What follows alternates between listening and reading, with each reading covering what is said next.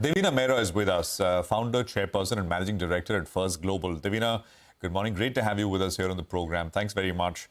Where do we go from here? What next for markets here in India, Devina, for our Indian audiences?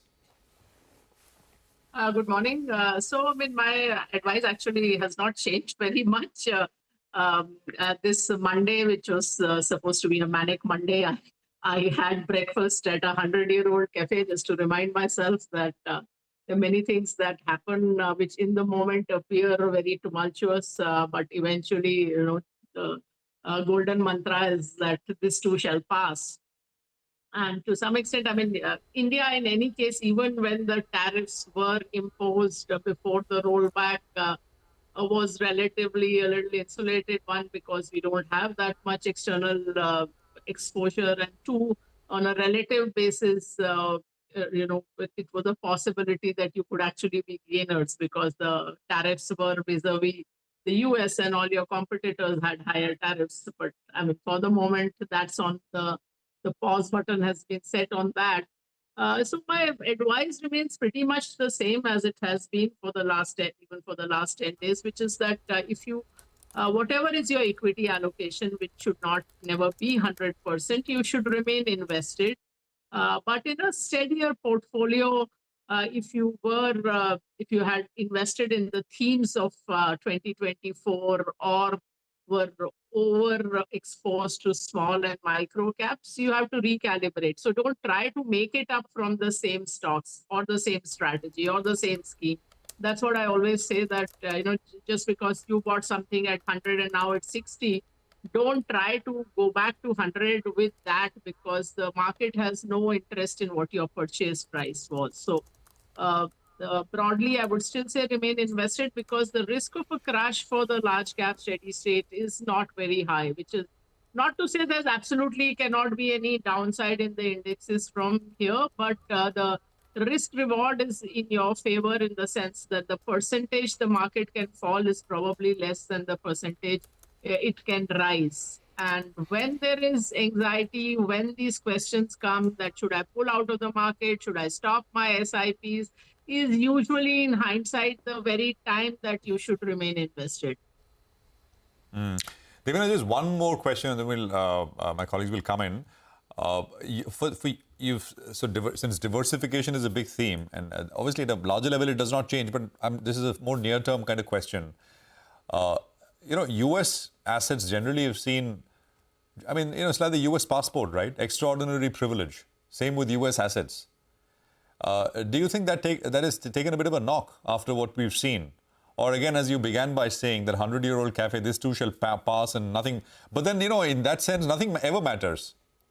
No, the US, I think, has taken a knock. First of all, let's first look at the US market. So first of all, this is also a mantra I keep repeating, that the global does not mean the US. US may be the largest market, but global diversification doesn't mean that you buy an S&P or a NASDAQ ETF and that's not good enough. And while in the near term, we also think that if the US doesn't do well, nothing will do well. But if you look at, let's say, the period between 2003 to 2007, and that was the time US was not coming off a high. It was already in the doldrums after the tech crash. And yet in that 4 or 5 year period, it did practically nothing. For the entire period, it was up only 65%. Remember, the NASDAQ high of 2000 was not taken out till 2015. And in that 2003 to 7 period, the emerging market index went up 3.5, 4 times. India went up 6 times. Brazil went up 10 times. So there can be a disconnect. So that's the market part. But and US has been outperforming for about 12 years. So anyway, I'd been watching that sometime that outperformance would end. If you'd asked me 6 months ago, I would have said that we are watching, but nothing looks imminent. But I think Trump has hastened the end of the US outperformance. And more than that, whatever US has done has hurt, I think, even on a long-term basis, the US dollar's position as the reserve currency of the world and the trade currency of the world. People will start to look at alternatives 2 years ago, I had made a video saying de-dollarization will not happen in a hurry because reserve currencies don't change in a hurry. But I think Trump has shaken something fundamental about the trust in US, because US was not just a rich country. It was a country where the world looked up to for its rule of law, its institutions, um, all of those things, intellectual freedom. It literally attracted the best and brightest from around the world. And that part, it is changing. Like, for example, a lot of East Asian countries did become much richer, but they did not attract the talent from the world because of all these things, that they did not have this reputation of great institutions and freedoms, which US did. So, yeah, there's some permanent damage to America for sure, but that doesn't mean that you should not, as an Indian resident, diversify, because, again, putting all your eggs in one basket is never a sensible strategy. And this is not something for a 6-month view. It is something you have to do over a period of time. Hi, Devina. Good morning. Good to see you. When on Monday morning, people are talking about a Black Monday. I saw your tweet at that point of time, and I'd rather be with you at Cafe New York, having that delicious breakfast. That said, you've already answered a couple of my questions with regard to India or in emerging markets could outperform, and that's a possibility. Even if the US markets don't perform that well. And over the last few years, you've seen the US market capitalization as a percentage of the total global market capitalization has actually gone up. So maybe it's time for them to unwind some part of that outperformance. That said, the SIPs, we're keeping it going, and I think most investors as well, they have faith. But what would your asset allocation strategy be as of now? Because maybe in the next 12 months or so, your fixed income could give better returns than equity. Just maybe, that 8 to 10% return or thereabouts. So what will your asset allocation advice be to a lot of our investors?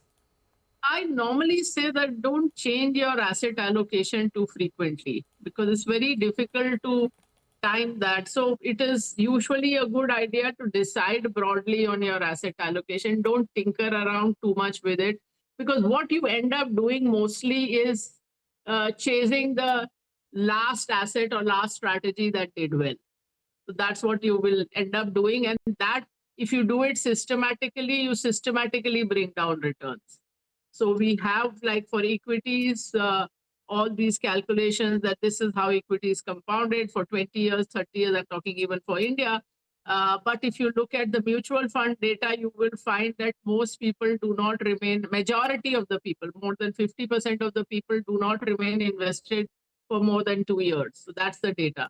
So that's what causes the actual underperformance. As I said, the time you are asking, the time to ask this question actually usually is when you are absolutely gung-ho and you think that the equity markets are going to do brilliantly, which was the case for most of 2024, let alone small investors. I had family offices coming to me, saying that, why are you so risk averse? We want to take high risk and get high returns. I said, only thing certain with high risk is high risk of losses, high returns are not guaranteed. And the other was that, no, we don't have extraordinary expectations. We'll be happy if you give us 30-35% compounded.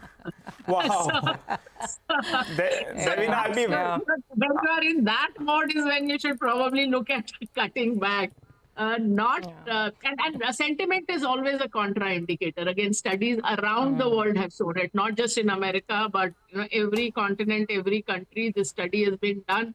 It shows that sentiment is a contraindicator. When there is fear, anxiety, question marks, then the next period returns are higher. And when everybody is gung-ho, the next period returns are lower. So that's how it goes.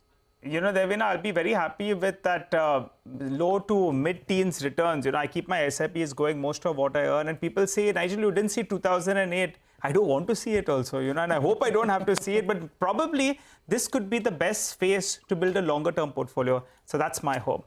Absolutely. Devina, you said it, I think. That's going to be the new reality check for a lot of newer investors. I'm hearing that in some of my friend circle as well. Market doesn't go up. And the idea of, 12% returns compounding being good returns, that idea is very alien and very new to a lot of the youngsters who came to the market post-COVID, right? But we'll see. The market is the best teacher, they say. And I'm sure people will learn. They say you're smart if you learn from other people's mistakes. But at least learn from your own mistakes. Absolutely, absolutely, Devina. Great chat. Thank you so much for joining in. You have a great Friday, and we'll connect again soon.